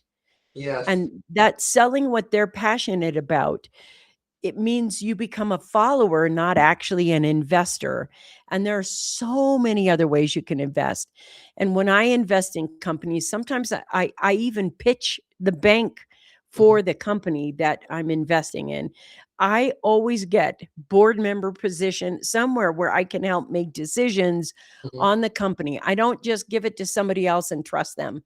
So that is that is the kind of thing. And I always have I'm going to be paid back by this time. Hmm. And so even if you take a look at billionaires, go watch Shark Tank. How many of them go to a private equity deal and go, yeah, I have no control, but I'll invest? No, they all have Who say? control of that. Who say? We're the only ones doing it Yeah. because we're so busy doing our career, working, that we're going to entrust it to somebody else that we feel is a licensed professional, who have fiduciary responsibility to us. We're going to make sure that we're taken care of. And so I don't even think about it. You handle that. Just make me look good. Just grow my money. I'll pay you. And, but that's just going to be our relationship. If you make me look really, really good, then, I'll be one of your cash flow babies.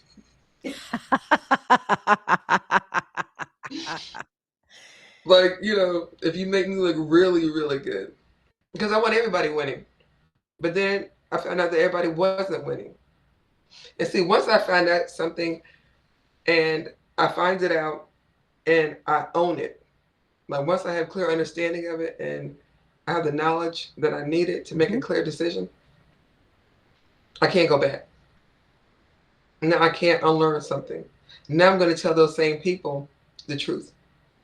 Yeah. Because if you trusted me enough to go into this deal with me, then you trust me Yeah. enough with your family's livelihood, your friendship, whatever. I owe it to you to be able to tell you the truth. And I'm not going to sacrifice my relationship with God or live with myself knowing that this, fiduciary wealth, tertiary wealth isn't going to make you wealthy. It is not. That is not the way to go. You're not owning anything. Of course, they're going to tell you that you own gold, you own silver. It's a sheet of paper. You don't own anything. You have a claim to it. That's all. Yeah. You can't buy it and sell when you want to. Like I have these we talked about that as well. I get these magazines, my kids order coins, the whole nine. But I have it tangibly in my hand. I can hold it. If I feel like I want to sell it, I can sell it. If I want to keep it, I can keep it. I buy Bitcoin when I want to. If I want to sell it, I can sell it.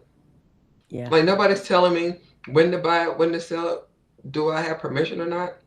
If I want to sell it, I sell it. The stock market, now I got to get permission. Now you're already gonna my company doubled it because they matched it. Now you have more to tax me on. Now you're just taking that right away from me. You couldn't wait for them to say match it so that you can continue to, pay off your debt off my back. And now Yeah. we're not even talking about what's going on in the world. And that's so And frustrating. if you look what, the wealth of a lot of women are doing. Like Oprah built a show, then she built a media company, and then she invested the gains from that. She owns businesses, but mostly she owns land and farms. She likes real estate. So she's got a farm in Maui that everybody knows about. We take a look at really wealthy women or men and take a look at what they're buying. Look at what they're doing and ask yourself, you know, it's like you think you can't play at that level of a game, but you can.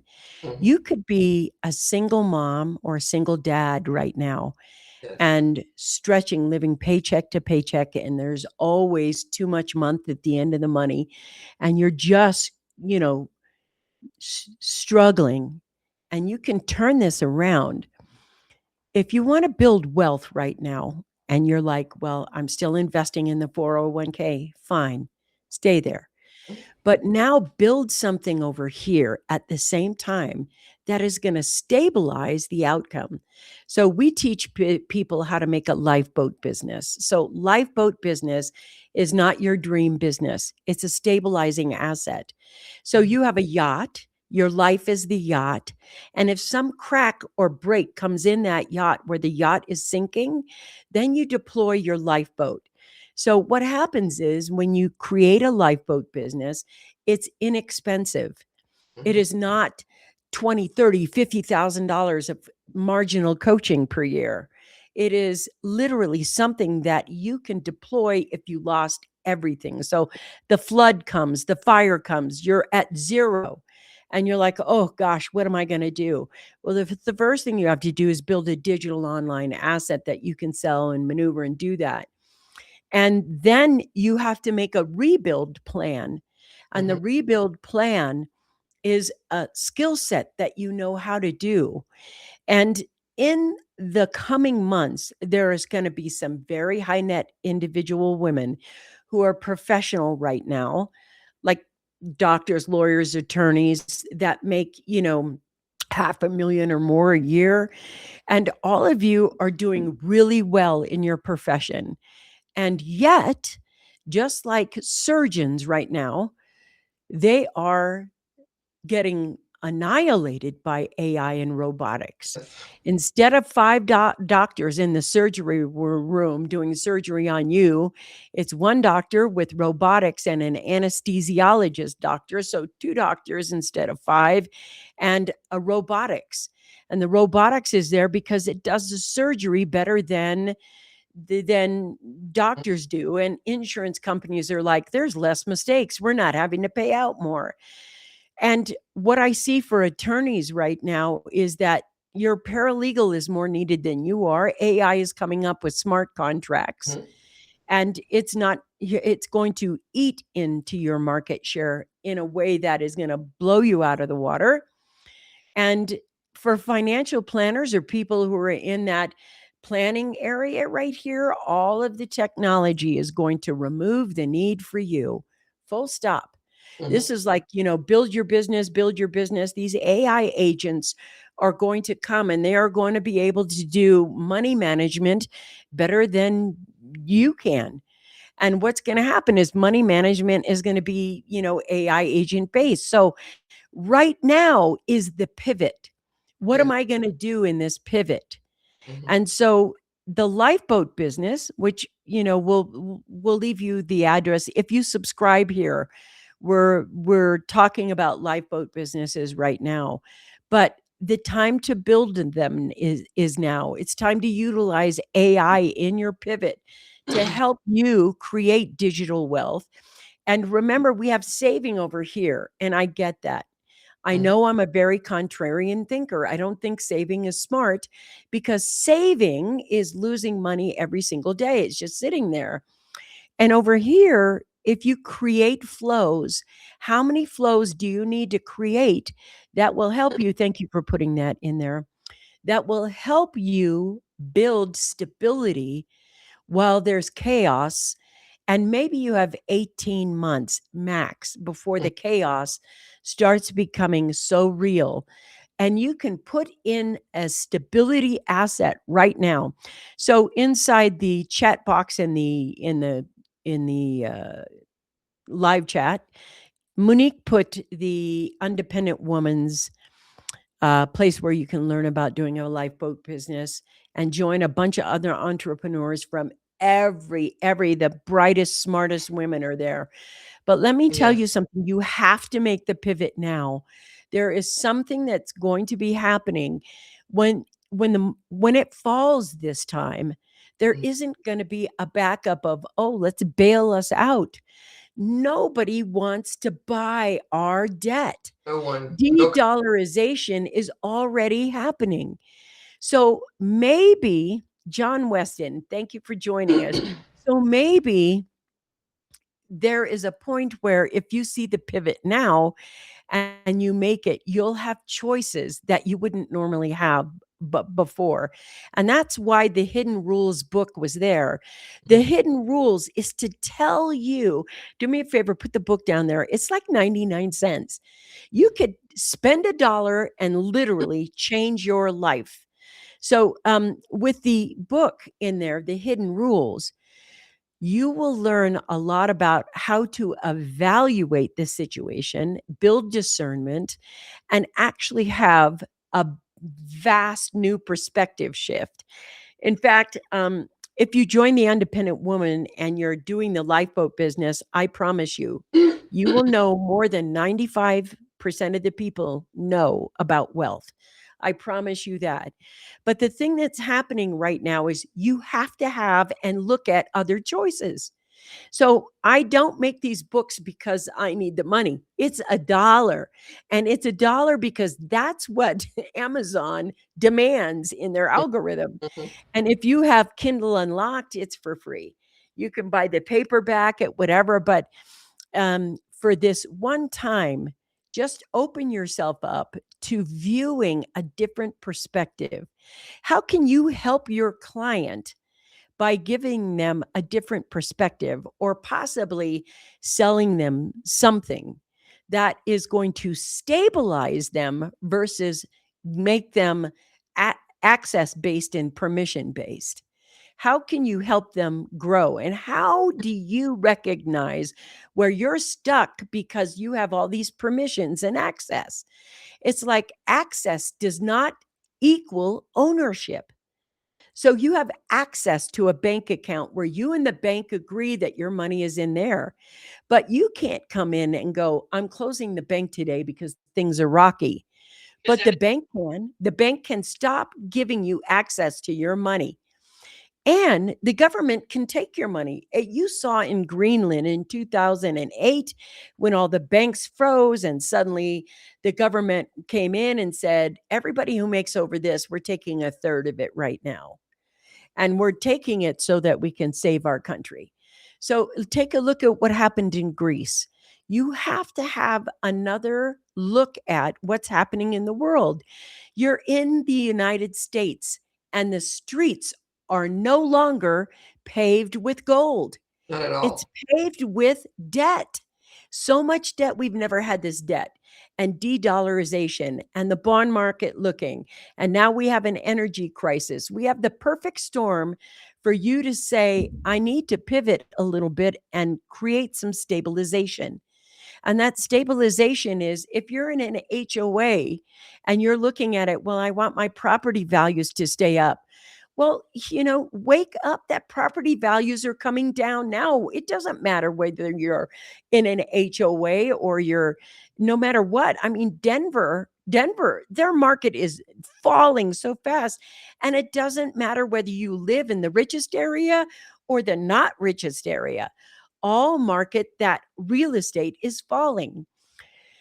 So, what I want to share with you is that perhaps when you look at the hidden rules, you'll see how you can shore up your lifestyle and quality of life by helping yourself be more diversified than you are. If you're like, well, I'm well diversified. I have a 401k, I have an IRA, I have a mutual fund, I trade stocks, I do this. You're all Mhm. market based. Oh, You're market. not diversified. This is the that's it's all market based. But they So, always tell us, Vicki, that now you have multiple streams of income. It's the same income. It's the mhm. same.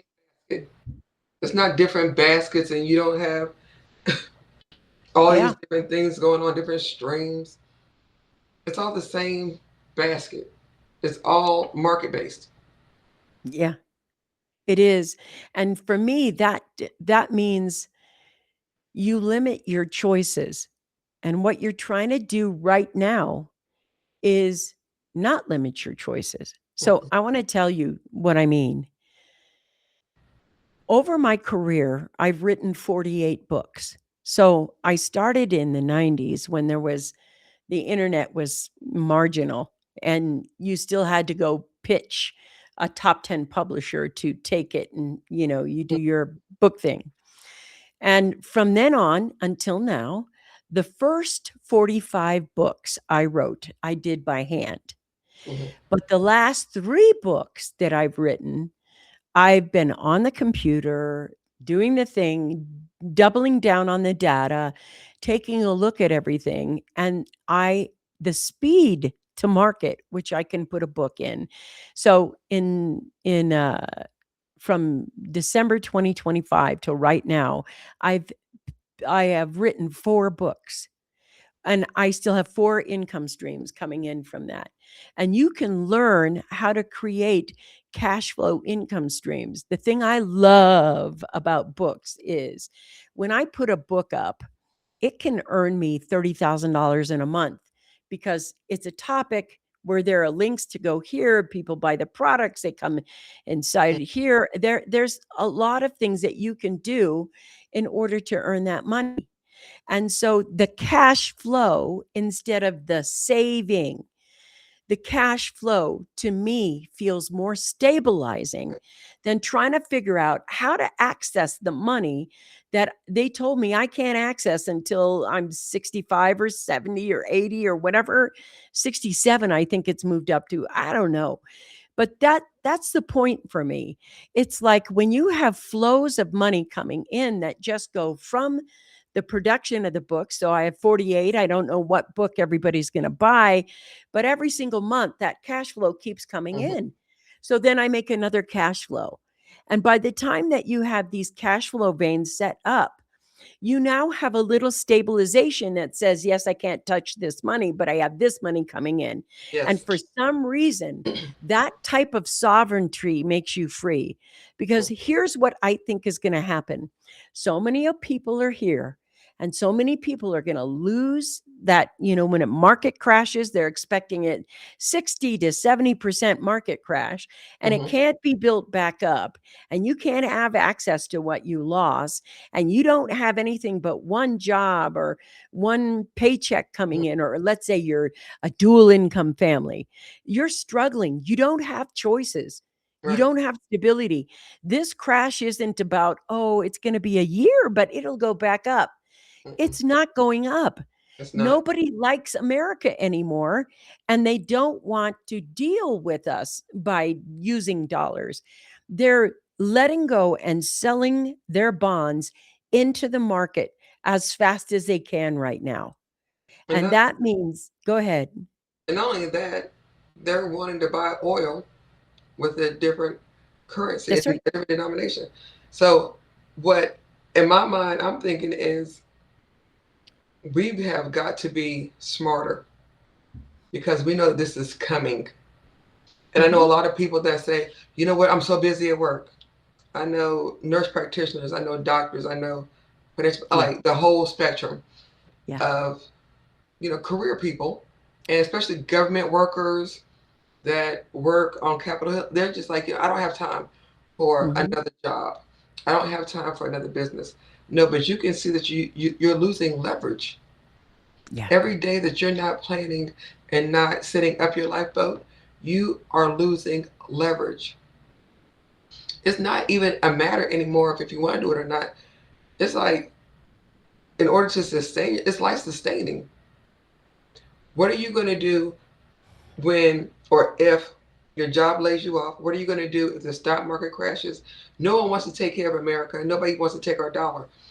Nobody wants to take care of your family. No one wants to take on another burden. Like Yeah. I'm doing the garden now, and I know that we're going to share our food. as we harvest it with other families. But I know other people that don't have that mindset, that don't care about other people and don't want to do it. They're like, why didn't you think ahead? Why didn't you plan? This is your signal. This is your sign. Go ahead and get a lifeboat business.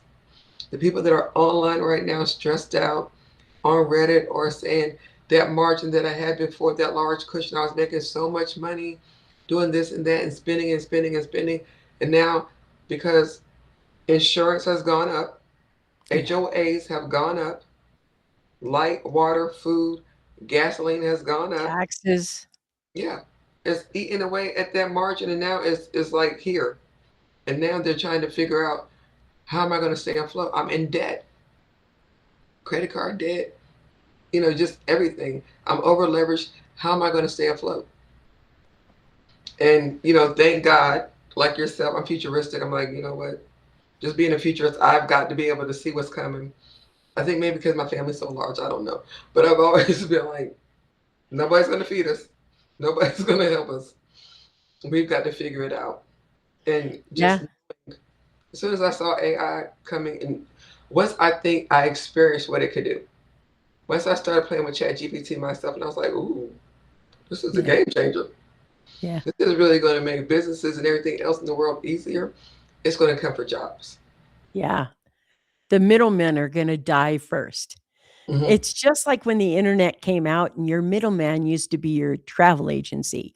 And I remember my travel agent and I was like, okay, you manage where I'm going at what time, blah, blah, blah. And I loved him. He was a really nice guy. And then suddenly there was this online internet software that allowed you to go there and book your flights by yourself.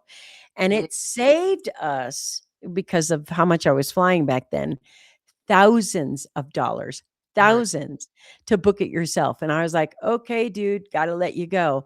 And that middleman between you and the airlines, that's the job that quit. And so I'm like looking at right now when the agents come out, here's all the financial people and here's Vanguard. And Vanguard isn't going to need you. It's going to be talking to the agent that is representing you by itself.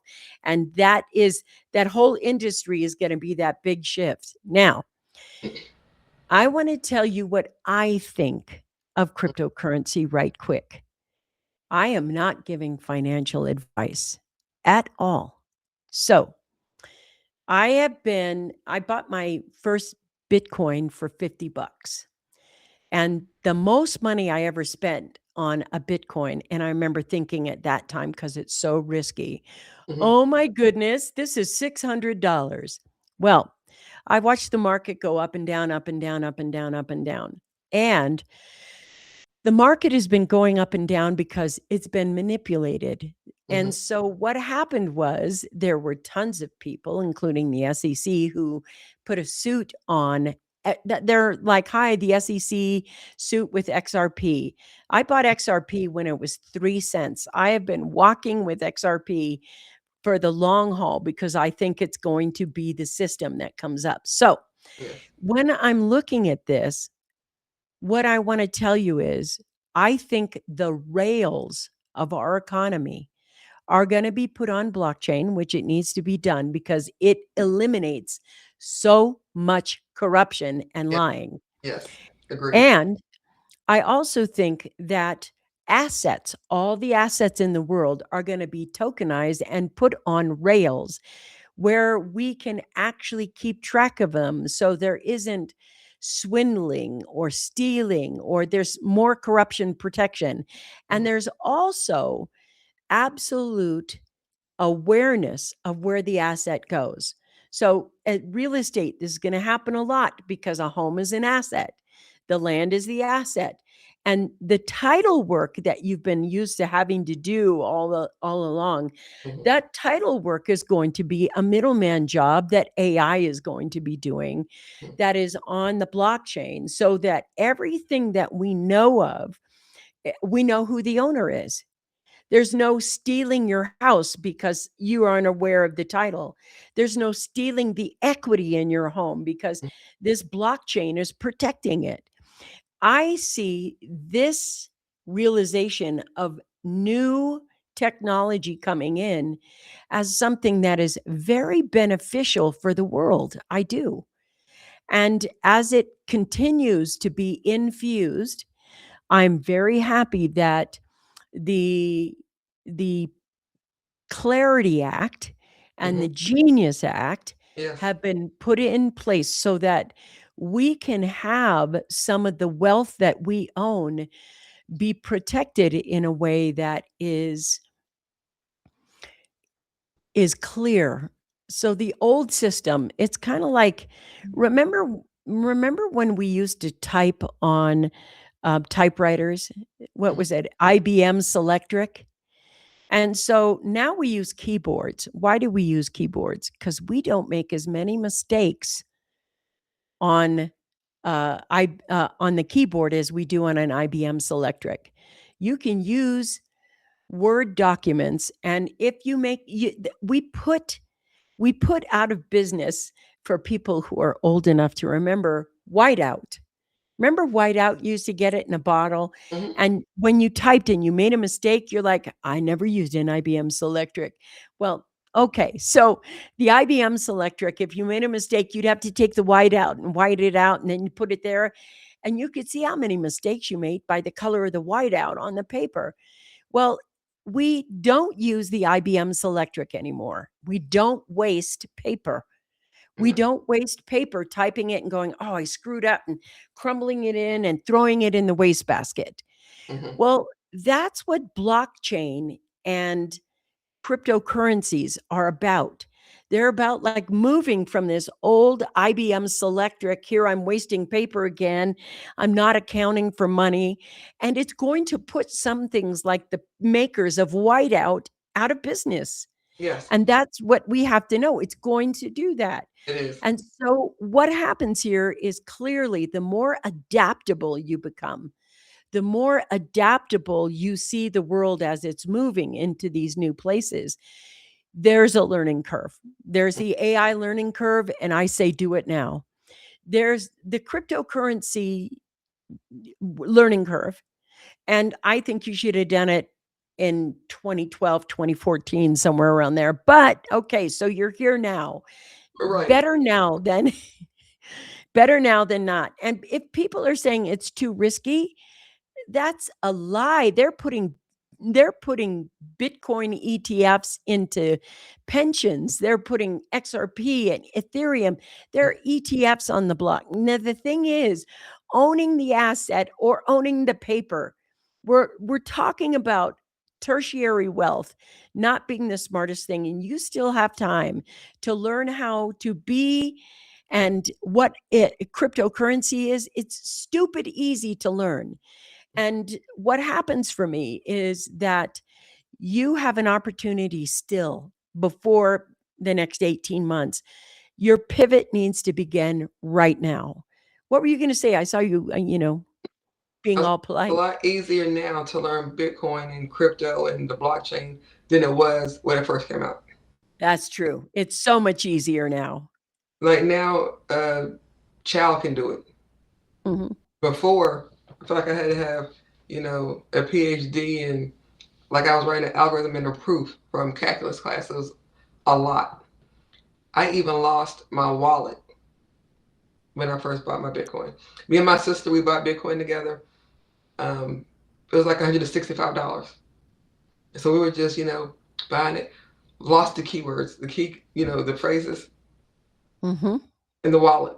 The wallet, here's the thing too. Back then, the exchanges were just come and go, come and go.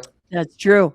Coinbase stayed Yeah, around for the long haul, but even Binance, went by the way. Like it just, it's as true. the government started getting involved, it would just, Poloniex, everything. Yeah. yeah. So I would have to move it to another platform, and then I would forget. Oh my God, what was my stuff? Where was my stuff at? And so just being able to look back now and see the growth and the progress, and then all the acts, like you said, the Genius Act, the Clarity Act, being able to know that your money can be safe. Again, this is a financial advice, but it's real. We're talking real right now. because a lot of people don't have the solution. They're still trying to figure out what they can do and how they can do it. And it's so much easier to learn. I know when it first came out, everybody was like, "What is it?" And it was ambiguous. No one could really even define what it was. We just knew we were buying it because it looked like a good Yes. investment. I remember that too. That's why it was really scary to invest back then. Oh god, that's so true. What is Now this? it's clear and Mm-hmm. easy. In fact, if you go to Coinbase, you can even earn crypto Referral. cryptocurrencies just to learn. They have videos, and when you watch the videos, answer the question or whatever, they give you a kickback. It's a little, but it's still a kickback of you learning cryptocurrency and getting paid to learn. Mm-hmm. So that to me is a good way to do it. But you could go to YouTube right now, and And learn. there's so much that you can learn about on, and you have AI. Just say, when you go back to even 1929, or the wealth that exists in families right now, ranchers and farmers who are like second, third, fourth generation, they have things paid off, and things that are contracts and everything else. If you go back and take a look at how wealth was built when the markets were for a tiny portion of people, and you had to have at least $10,000 to invest. And I'm talking like 1960 and back. Mm-hmm. They didn't have these mutual funds where middle class could start investing their little bits. It used to be that you used to have a big hunk of money. You had to be really wealthy to be in the market. And if you weren't really wealthy, you had other ways of building wealth. But right now, the opportunity to build wealth in the digital world is unprecedented. It Yes. is the biggest, most Yes. gorgeous market to create sovereign wealth in. And it needs to be a portion of your sovereign wealth. Then you need a portion that is commodity wealth. Mm-hmm. And then you need a portion that is intelligent wealth. And so once you get all of those things, you build discernment. You're building layers of sovereign wealth that keep you free over time, and they stabilize you during this up and down, chaotic whatever we're in right now. And for me, if we get de-dollarization, literally, and there is no backup plan, like if it just hits like Venezuela or Argentina, Mm-hmm. you're better owning this than owning this. And that you're owning sovereign wealth is safer than owning a Yes. claim to wealth that you could not be invited to. And for me, that's what I want to say. I would ask you to just go spend $1 and go get hidden rules. It's the stuff they left out when they talk to you about wealth. It's about sharpening the tool to say, I would like to have this kind of wealth. This is what I want. This is how I want to live.